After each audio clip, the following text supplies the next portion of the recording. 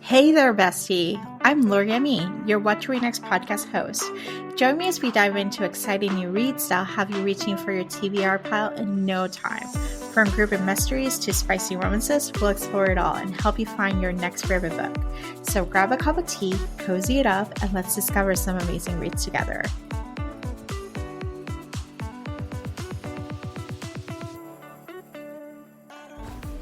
Welcome to the What to Read Next podcast. Today, my guest is Victoria from Biblio Lifestyle, and she's coming back to talk to us about the Minimalist Fall Reading Guide. If you have been a fan of this show, we actually have this on a quarterly basis. She comes in and talks about the reading guide recommendations that she puts together. She reads all of the books that are coming out in every season, and she tells us which ones we should pick up. This is a minimalist guide, which means there's about 6 to 8 recommendations that she's sharing, and this is just a short list for books that you should definitely pick up this season. If you want more recommendations, please make sure to download the full reading guide at fallreadingguide.com. This episode was originally recorded as part of Novel Nights, which is our YouTube channel live show that airs every Thursday from 7 to 8 p.m. Eastern Standard Time on YouTube, Twitch, Instagram, and Facebook. All right, let's get to the show. Hello, everyone. Welcome to Novel Nights. I'm Victoria. I'm Laura. I'm Francesca. And we're back. And today we are doing all things fall. This is going to be Novel Nights. Everyone, I am sharing books today. I guess you could call it a preview from my fall reading guide.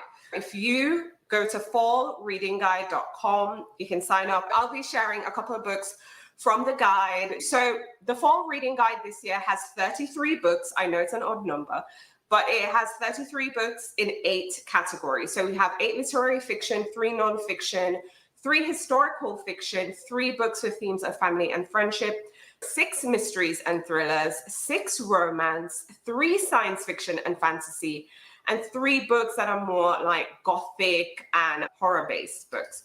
So that's what you can expect in a guide. Now, I'm just going to share some of the books that I highly recommend. So the literary fiction selection from the guide is Entitlement by Rumaan Alam. That's the standout book that I'm recommending that you read. This book comes out September 17th. And Entitlement kind of looks at this woman. She's a Black woman. She's educated at Vassar. She ends up being a teacher. And she ends up leaving her teaching job because we all know teaching doesn't pay. And she becomes a protege to this billionaire. And she works at his charitable foundation. And the guy's rich. And we see her kind of really being enamored with all the privileges and the wealth that, comes with being in this job. And what happens is we see her ambition get the best of her, and we see how this kind of really leads her to make questionable decisions and choices. So this is a novel that really explores how the proximity to money can actually alter your point of view and how you move through life. Yeah, I really enjoyed this one. I think it's really special. So I hope people will consider picking up Entitlement by Rumaan Alam. His previous book was Leave the World Behind. That was really good. Yes, I love his work, needless to say. So that's literary fiction. The nonfiction selection that I am recommending is The Roman Year by Andre Aciman. Now, this is nonfiction, and I know people know Andre Aciman from his fiction, but this one is a memoir, and it's about his experiences as a refugee in Rome after his family was expelled from Egypt. So we really see the emotional and the financial toll faced by him and his family. His mom is deaf, so we see her having to navigate this new place. He also has a younger brother, and because of the financial constraints and their lives being so dependent on an uncle of theirs who he's the stingy uncle, right? So very tight with the money. So we see how the family just navigates and being a refugee in Rome. However, we see Andre through his newfound space in terms of doing interpretive work. So he's an interpreter. We see him really leaning into that, and of course, finding comfort in books and reading. And over time, we see him develop an affection for Rome. So this is like a coming of age story while also reflecting on his life back home in Egypt and, his new home here in Rome. But what I really appreciated as someone who loves Rome is just, the descriptions of the city. So I love seeing Rome in this light. So you get some armchair traveling with that as well. So that's my nonfiction selection, The Roman Year by Andre Aciman. Now, my historical fiction selection in the guide is, I'm known notoriously to not pick traditional historical fiction. So yes, you'll find the occasional World War II novel in there, but if I'm going to focus on a war, I try to get World War I or some other war like Korea, Vietnam, that kind of vibe. But then I'll pick something just completely different. And the one that is completely different is the Imposium. Now, I cannot pronounce Olga's last name. Every time I try, it comes out wrong. And I love her work. I'm a big fan. So from Flights to the Book of Jacob to the Bones of the Dead book. I forgot that one because that one was actually one of my favorites. But anyways, in the Imposium, the novel follows a young Polish man who seeks treatment for tuberculosis at this sanitarium. And it's located in this mountain town. I forgot the name. But anyway, the resort is full of people. So he ends up staying at this nearby inn. And we see strange occurrences starting to unfold. And by the way, this is set like early 20th century, yeah. But anyway, a whole bunch of odd things start to happen. And we see him connecting with people and trying to find out what's going on. And then we see the men at this facility debating on life, from politics to gender differences and just where we're going in the future.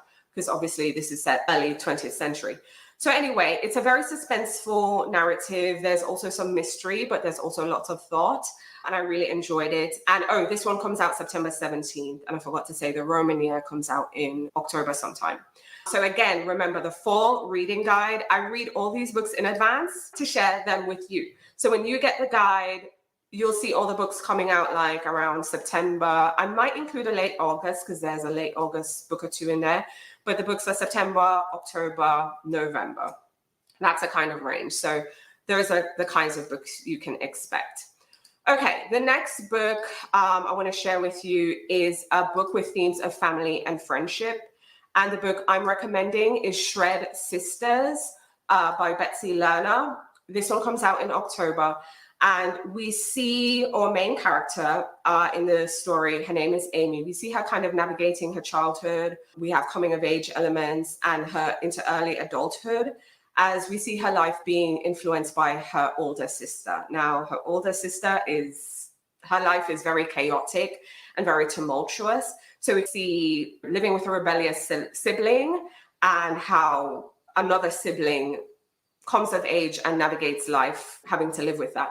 So this is set in Connecticut, and we see this family dynamic along with our main character's journey. So we see Amy's journey. So we see her being an outsider in her community, but also within her family, to becoming a more self-sufficient and determined adult. I think what makes this one really stand out is we got to see the compelling relationships with not just the sister, but with her parents and also partners. It read like a memoir, I have to be honest. It really did, but I still really enjoyed it. Yeah, so Shred Sisters by Amy Lerner. Okay, something more fun, thrillers. So my thriller pick is You Can't Hurt. And this is very interesting. Like, the title is literal. So You Can't Hurt Me by Emma Cook follows this journalist who is doing some work for this neuroscientist, like helping to write his, I think it's like his memoir or something. She's helping him do some writings, long story short. And she's like a ghostwriter behind the scenes. And while she's doing this, she learns more about his wife who has passed away. And she realizes, oh my gosh, there's something with this woman. She can't feel any pain, right? And she mysteriously dies. So just think about it, like someone who exists who can't feel pain, and then they die under mysterious circumstances. So we see her because as she's so close to this man and she's, writing for him, something's up. And because she's so close to him as well, she is seeing his diaries, the wife's diaries, and stuff like that. So she really starts to question things. And then it doesn't help that an investigation has been opened again to look into the wife's death. So of course, we see our main character, the journalist, having to navigate the secrets, but also the motives around her without getting in harm's way herself. So that's the mystery and thriller one. For romance, I'm definitely more contemporary romance girly. And the book I'm recommending, I feel just has a little bit of everything. So you get romance, you get cozy and all the things. And it's Best Hex Ever by Nadia El Fassi. Love this book. I felt it just checked so much boxes for me. And it felt very fall, autumn, wintry and all the things, right? So this one follows a kitchen witch. And she runs this cafe in London. And it was really fun because she can cast spells for other people, but she has a curse on herself that she can't fix. But like she can, because she runs a cafe, you can go and you can get like a beverage or a pastry or whatever, and she can make it. It makes you feel better or give you a bit of luck or bring back positive memories or just whatever it is that you're looking for. But anyway, she can cast spell for others, but she can't get rid of a hex, and the hex on her is that anybody she tries to get in a relationship with, bad things are going to happen to that person. So it really affects her love life. She meets this guy who works at the British Museum and sparks fly between them and all that. But she's hesitant to pursue a romance with him because of said hex. Anyway, she becomes the maid of honor at her friend's wedding. And then the friend's wedding, the friend is marrying the museum guy's friend, and the museum guy is the best man. So we see them running back into each other at the wedding during the wedding happenings because he's the best man and she's the maid of honor. That's how they're brought back together again. And through the festivities, we see them get to know each other. Of course, sparks are flying, and she has to decide whether or not she can actually lift the hex or if she should pursue this and just embrace. So I loved it. You get magic, you get romance, you get friendship, you get family. So that was just like giving all the things I personally wanted. Okay, our science fiction fantasy selection is A City in Glass. And I have to say, I love everything. I forgot how you say her name. Nevo, I forgot. Anyway, love everything this author writes. So this is a science fiction fantasy selection, and we meet a demon who has this, what do you call it? Like her city, like a community and area. And it's a very nice and vibrant place. But then we see some angels come and destroy the city. So she captures one of the angels who destroyed her place and kind of binds the angel with this curse. So we see her, because the place is destroyed. So we see her trying to rebuild the place. And she forms like this odd, complicated relationship with the angel that she has hexed and bonded. So we see them kind of building a relationship while she is rebuilding the city and just overcoming the hatred. And we see like histories come to the surface and just seeing them navigating each other. So it's very transformative, their relationship. So we see it moving from like anger, hate, and loss to one of like love and redemption. But the world building is what's brilliant. This is a standalone novel, and it's brilliant. It's very immersive. So if you're looking for demons and angels and a world destroyed and being rebuilt, this I think would be a good book for you. And then the last one is Gothic and Horror. And the book I'm recommending is The Night Guest. And I cannot pronounce that author's name, so I'm not even going to attempt it. But just look for the book with a pretty bright pink cover entitled The Night Guest.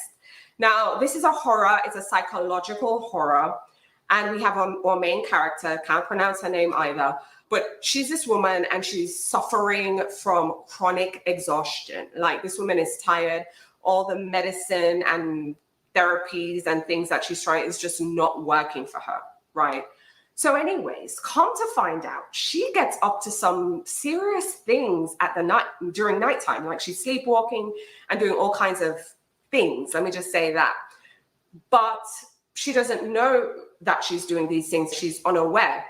So it's only when she gets like this sleep tracker thing, she's able to really see what's happening, because she would wake up with like injuries.